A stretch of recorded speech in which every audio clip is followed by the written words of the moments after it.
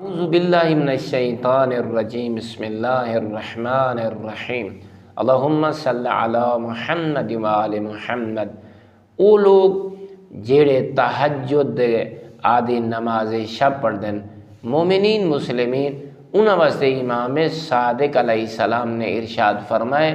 کہ انہاں کو چاہیے جیلے او نماز شب نماز تہجد واسطے اٹھن او مسواک کر گنن، کیونکہ ایک فرشتہ اللہ دے طرف نازل ہوندا ہے۔ یہ جڑا نماز شب نماز تہجد پڑھنا لائدہ خوش نصیب ہے جیلے ایک اللہ دے قرآن دی تلاوت کریں دے، دعا کریں دے، مناجات کریں دے، درود پڑھ دے، او ملک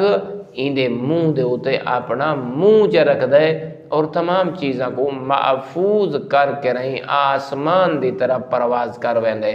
اللہ دی بارگاہ دے وچ پیش کریں دے تاکہ اس فرشتے کو اذیت نہ ہوئے